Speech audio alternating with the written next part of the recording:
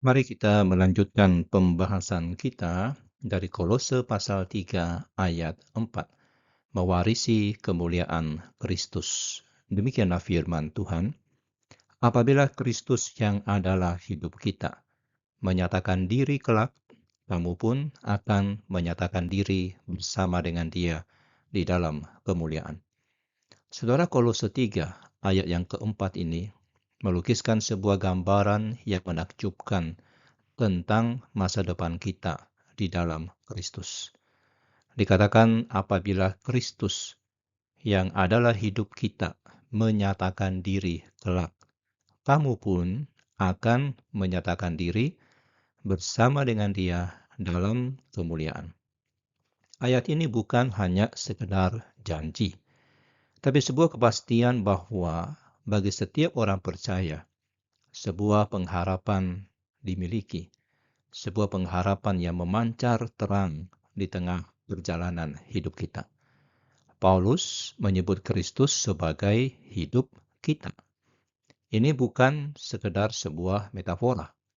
Kristus adalah sumber kehidupan rohani kita. Dialah yang memberikan nafas yang baru bagi jiwa kita yang mati oleh dosa, yang mengalirkan kekuatan dan memberikan makna sejati bagi keberadaan kita. Identitas kita kini bukan lagi ditentukan oleh status, prestasi, atau kegagalan duniawi, tetapi oleh hubungan kita dengan Kristus, Sang Juru Selamat. Dan kemudian kalimat menyatakan diri kelak itu merujuk pada kedatangan Kristus yang kedua kali, sebuah peristiwa yang dinantikan oleh seluruh ciptaan. Saat itu, Kristus akan datang dalam kemuliaannya yang penuh, bukan lagi sebagai bayi yang hina di palungan, tetapi sebagai raja di atas segala raja. Meskipun waktu kedatangannya tetap menjadi misteri, tapi kepastiannya tidak terbantahkan. Janji ini menjadi jangkar yang kokoh bagi pengharapan kita. Dan ketika Kristus menyatakan dirinya, kita pun akan menyatakan diri bersama dengan Dia di dalam kemuliaan. Saudara, bayangkan betapa menakjubkannya saat itu. Kita akan dipersatukan sepenuhnya dengan Kristus, berbagi dalam kemuliaannya yang tak terlukiskan. Tubuh kita yang fana akan diubahkan menjadi serupa dengan tubuh kemuliaannya. Segala kelemahan kita, penderitaan, dan air mata akan terhapus untuk selama-lamanya. Janji kemuliaan ini bukan sebuah mimpi yang indah di masa depan. Dia memiliki implikasi yang praktis bagi kehidupan kita saat ini.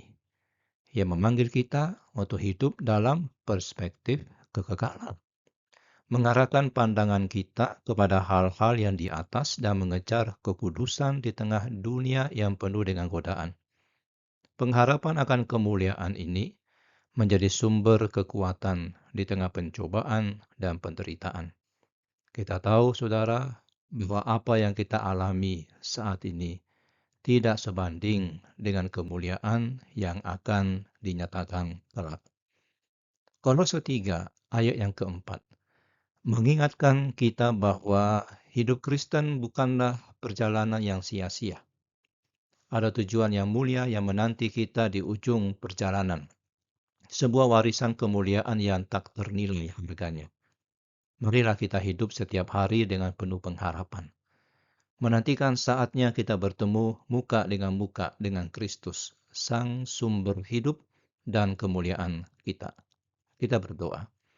Ya Tuhan Yesus, hidup kami ada di dalam Engkau. Terima kasih atas janji kemuliaan yang Engkau sediakan bagi kami. Bantu kami untuk hidup dengan pengharapan yang teguh, menantikan kedatangan-Mu yang mulia. Penuhi kami dengan Roh Kudus-Mu, agar kami tetap setia hingga akhir. Di dalam nama Tuhan Yesus kami berdoa. Amin.